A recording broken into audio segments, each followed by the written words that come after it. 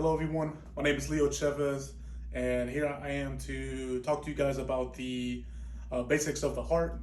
Uh, as a parent, the scariest thing that I've ever experienced was being told by my doctor that my unborn daughter was going to be born with a heart defect. Completely rocked my world, something I wasn't expecting. Um, my wife was about 7 months pregnant when we got the news, and it was devastating, but at the same time, it allowed me to really get informed about how the heart works, what it does, and things like that because I was really worried about what was going on with my daughter. Um, the heart is a complicated organ, but the basics of what it looks like, how it works, and the tips and some tips to just make it to keep it healthy are something that I wanted to talk to you guys about. Um, First, the what your heart looks like. If you look on my PowerPoint, which is PowerPoint slide 2, the first one's the title, the second one's the actual heart. You can see that the heart is red and blue, right? So you have the reason why it's color coded like that. I'm not really too sure, but I think it's something to do with the oxygenated blood and unoxygenated blood. Um, but the size of the heart, if you've ever been told the size of your heart is kind of probably going to be about the size of your fist, and in an adult it's usually a little bit bigger than what your fist is. So I think it weighs between like if I remember right, it's about 7 to 15 ounces, depending on the structure of it, size of the person, and things like that. Um, the uh, the heart has 4 chambers. You have believe it's going to be the right atrium and then the right ventricle. And then you have the left atrium and then you have the left ventricle. Those are all separate chambers in the heart that pretty much work together to get blood going through your body. Inside of the heart, and inside of those ventricles and chambers, inside of those chambers, um, you also have valves. You have valves. You have a tricuspid valve that separates the right ventricle from the right atrium, and then you have another valve on the other side. I believe it's going to be the mitral valve, and that separates the left atrium from the left ventricle.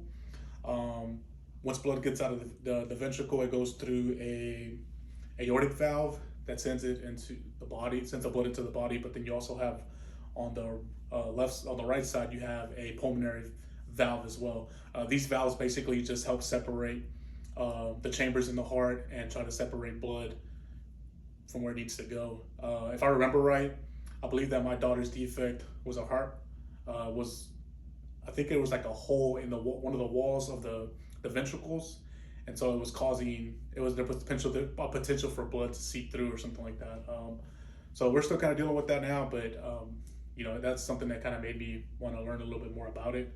Um, Secondly, if you talk about the heart and how the heart works, if you look at that PowerPoint and you see that one side's blue and one side's red, the reason that's like that is because the way the heart actually works is you have what they call the pulmonary circulation of the blood.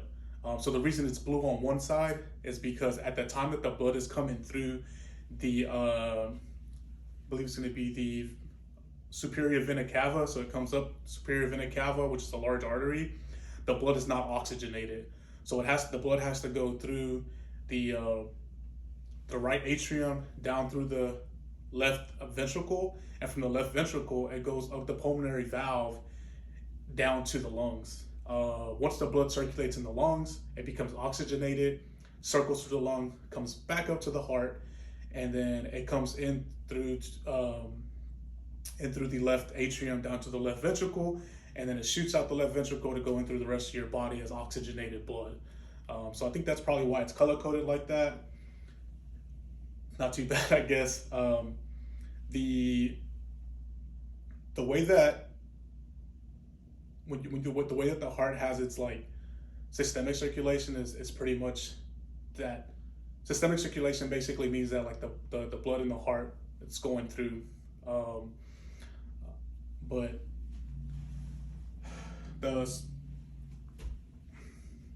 the blood when it circulates through the body, the heart acts as a pump to circulate the blood through the body because the blood is going to provide the body with nutrients, oxygen, um, and pretty much your hormones travel through your blood, so the heart's pumping all that through there.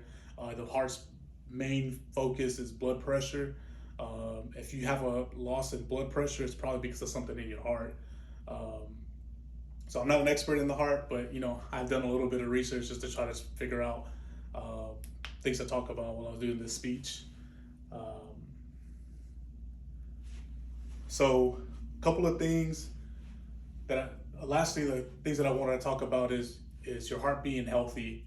Um, some tips for your heart being healthy that I got from the American Heart Association is pretty much knowing what your risk is when it comes to heart disease.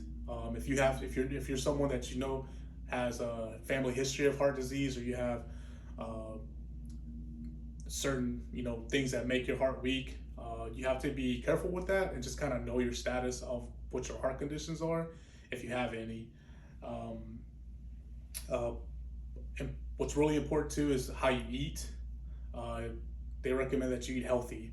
What that means, the American Heart Association has plenty of they have plenty of like things that you can go on, and they have recipes that they consider heart healthy.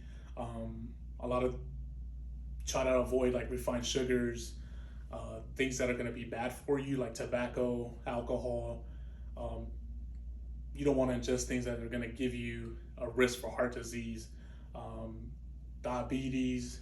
You'll have high blood pressure, things like that all come from having bad diets, and then it'll start to affect the heart. And like I said, the heart is the engine of the body, so you got to try to keep it as healthy as possible.